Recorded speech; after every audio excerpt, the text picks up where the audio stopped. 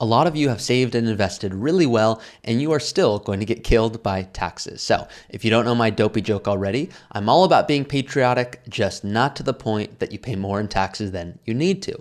In today's video, I'm going to talk certainly about Roth conversions and why they can be so amazing, but also the 5 situations when you should not implement Roth conversions. That's right. I find a lot of advisors will talk about all the amazing things about tax planning or withdrawal strategies or investing, but not say, hey, this is something that you do not have to worry about if this doesn't apply to you. So as I see it, a job of an advisor or a good podcaster should be to say, hey, here's a bunch of things that apply to you and you certainly might want to consider them. And here are things you might have been thinking about that I do not want you to worry about. That's what we call head trash. So in today's podcast, I'm really excited because I get to talk about Roth conversions a lot.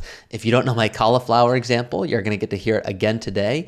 And I'm going to tell you the 5 situations when you do not want to implement Roth conversions, because I always try to keep it fun and lighthearted and a joke. And sometimes I'll keep it serious if I need to, but I'm going to start with this joke where, and it's a lighthearted one, but a client came to me and they said, hey, Ari, I already did Roth conversions. They said it with a little bit of attitude, and I'm cool with that if they're nice people. And I said, I wish you did nothing. And they go, what do you mean? I did Roth conversions. I go, yeah, you did, but you did too much, where now I wish you did nothing at all. Now we have to fix the mistake of you over converting. And they go, yeah, but I saw a YouTube video, it looked really cool. And I go, on YouTube, it can look really cool. On podcasts, it can sound really good. Doesn't mean you should do it. It depends on your situation. And more often than not, people don't screw it up when I see people implement these tax strategies, but they either overdo it a little bit and pay more than they need to in taxes, or they don't do enough and they do it, but they left a lot of room on the table that they should have either converted more or just considered an additional strategy. So I'm going to start with my real life example, and then we're going to hop into the fun. So one client came to me and said, Ari, you know what? I think I've got this big RMD issue, required minimum distributions. They are going to kill me. I know when I'm 73 or 75 or just something like that, when I hit some point later, I'm going to get crushed. Isn't that right? I go, that's right. Then they go, you know what? Well, brackets are changing. So I know some brackets that we have right now, I think they're going away. Aren't they reverting to the old brackets? Like even before, Trump, Biden, like before any of those changes, like what's going to happen? And I said, yeah, you're right. They are going to revert, meaning the previous tax law that was higher, that's coming back into play. So for those of you that don't know right now, the brackets are 10%, then 12%, then 22, then 24. That's going away. So it's going to become 10 and then 15 and then 25. You might not think it's a big deal, but if you're debating an early retirement, the next 1 to 3 years are really important because it changes a lot of planning. And they said, yep, totally get that. So I'm going to have RMDs and tax brackets are changing. We should do a lot of these conversions. I said, that's true. We should. And they said, hey, make it really easy for me. Tell me how much I should do. I said, okay. So I made them this whole analysis. And I said, hey, flip to the last page. What does it say you should do? They said, all right, it says 0. I go, that's right. I want you to do 0. They go, but you said big RMD issue. I go, oh, it's going to be huge. They said, but you said brackets are changing and I should do it before they jump up. I go, oh, they're going to jump up. They go, then why do you recommend 0? Now, this particular client was not in the best health. And I said, hey, I know that we need to do these conversions, but the benefits of an early retirement, how specific an early retirement is to your age, meaning you're not retiring at 63 where Social Security is going to get turned on pretty soon, or 60, whenever you're retiring. You're retiring at 58. We have plenty of time to do conversions. So I'd rather you go spend $35,000, take a fun trip with your mom while you have her and your health, and we're going to have plenty of time to do these conversions. So the premise here is I want you to be really strategic, but don't let the financial kind of answer wag the life dog. And I see a lot of that where people sacrifice a ton of fun and lifestyle just to do Roth conversions. So what on earth is a Roth conversion? We're going to talk about that. And then I'm going to tell you the 5 instances where you do not need to worry about this, where if you're going to hear this and go, hey, that's me, then if you hear that, that means you might not need to worry about doing Roth conversions. And I might save you literally hundreds of thousands of dollars in taxes. So you are going to get that very shortly.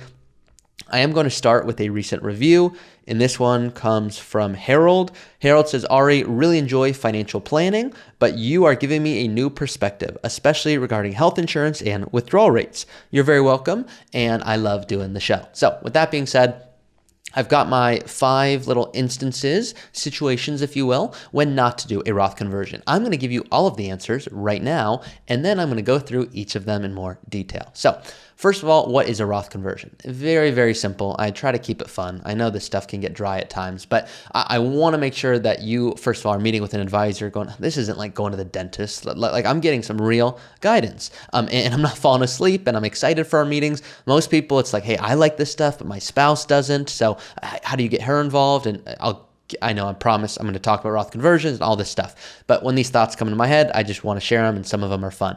So one person, real quick, I promise, guys, that they came to me and they said, all right, I really love this stuff, the conversions, the planning, but my wife could care less. So like, how do you keep like someone who doesn't like finances involved in these meetings? I go, you don't talk about Roth conversions. You do it like this. You go, let's assume, spouse, I forced you to spend $100,000 this year beyond what you're already spending. But if you don't spend it, it goes to your least favorite political party. Now, what would you do? That's when they start talking. So you got to keep it fun and stuff like that. So to my point here, what is a Roth conversion? I talk about it in the sense of cauliflower. Some people love cauliflower, so this wouldn't resonate with you. But if you go, yeah, hey, I get the joke here.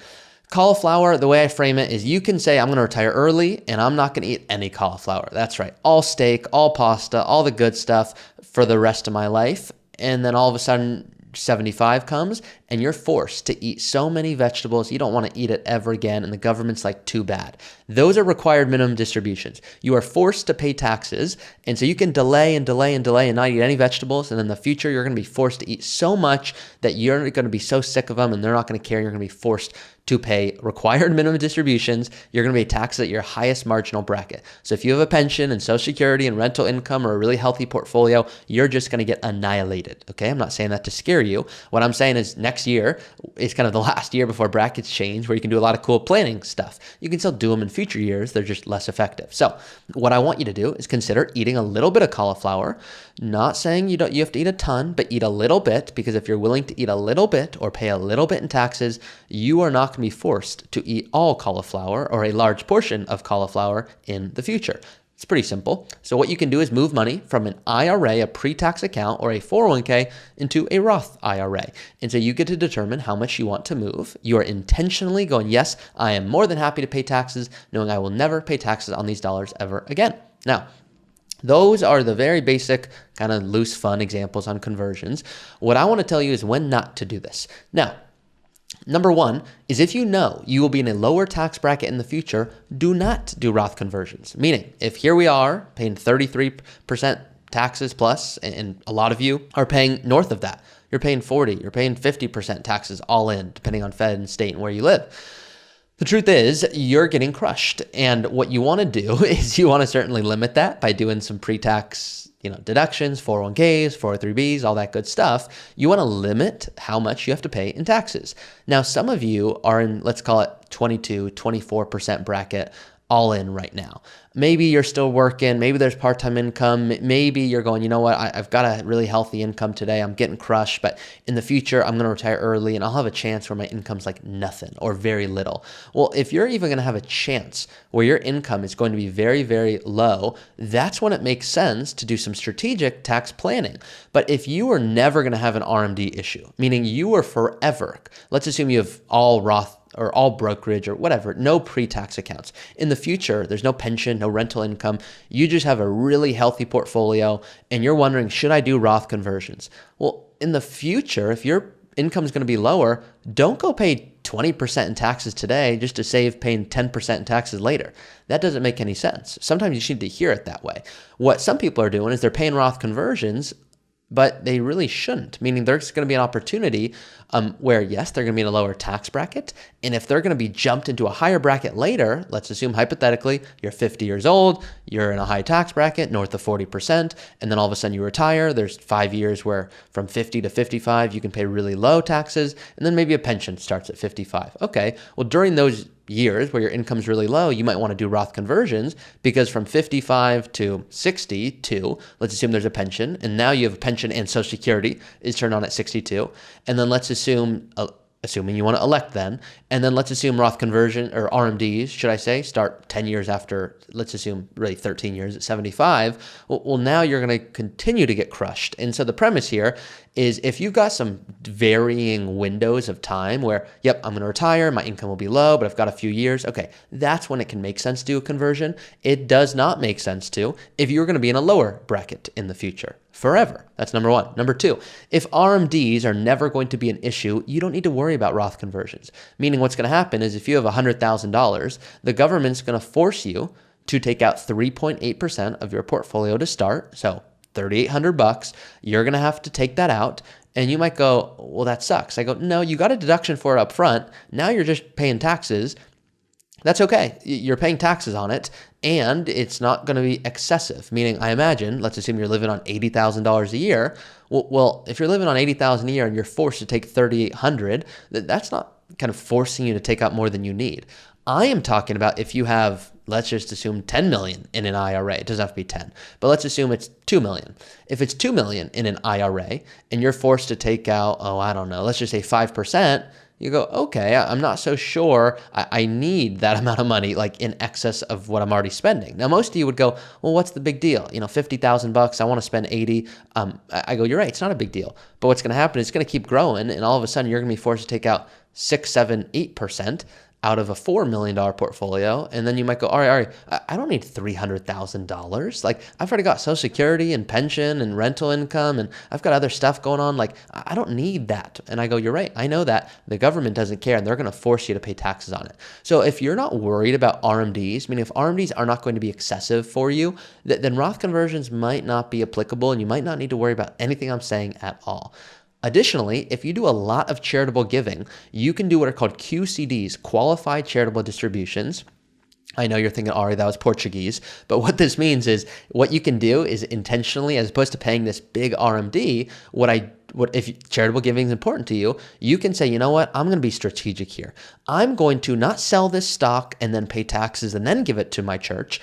I'm going to just move money from my IRA that I got a deduction for up front and give it to my church so that I don't have to take the money out, pay taxes, and then give it to my church. I want to be tax efficient here. And so what you can do is starting at 70 and a half, you can actually take funds and start to do charitable giving, and that can count as fulfilling your distribution from the government. So that's a really cool way, and there's more planning involved in this, such as donor advised funds, which I have separate videos on, but qualified charitable distributions in general, if charitable giving, and a lot of it is of importance to you, there's a lot of tax planning where Roth conversions can be really helpful in addition to it, or you might not need to do it at all. So those are the 3 reasons so far. If you're going to be in a lower tax bracket forever in the future, don't do it. If RMDs are not going to be an issue in the future, don't do it. If you're going to do a lot of charitable giving in the future, you might not need to do it, or pair it with a conversion, do the really kind of pro tip stuff. If you don't have a long life expectancy, I mean, if you're not really worried because your health isn't in the best spot, you might not need to do Roth conversions, because if we're not planning to get to that point where RMDs are going to hit you, which is very sad, but sometimes very real to talk about, you might not need to do it. And then finally, if you are not open to being proactive, don't do it. So I'm going to give you a final example here to just summarize today's podcast, which is, let's assume you bought Apple stock at $1 and it went up to $5. Awesome. And let's assume that's all in your IRA. When you take that money out of your IRA, it's as if you just made more money. It's called ordinary income tax. It's like you're going to work. Now let's assume it keeps growing. So you bought it at 1 in your IRA, it grows to 5, and it keeps growing. So now it's worth 10. That's awesome. Now it's worth $10. If you want to take that money out, you just pay ordinary income taxes. Now, let's assume markets go down, and now that Apple stock isn't worth 10, it's worth 2. Oh my gosh, all right, which was on 80%. What do I do? Most people sit on their hands and go, yeah, I'm going to wait for Apple to recover. It's a strong company. I've seen markets go down. I'll be okay. What most people don't do, and this is where if you're not open to implementing these strategies, Roth conversions might not be good for you. If you are, it can be really powerful, which is you can go, wait a second. So I bought Apple stock at 1, it went to 5, then it went to 10. Now it's worth 2. What if we did a Roth conversion at $2? So now Apple stock, all you're going to do is move it that you bought. You bought it at 1, went to 5, went to 10. Now it's worth 2. Move that 2 from your IRA to your Roth IRA. You do a little conversion. You pay a little bit in taxes. And then guess what happens when that $2 of Apple stock grows back to 10?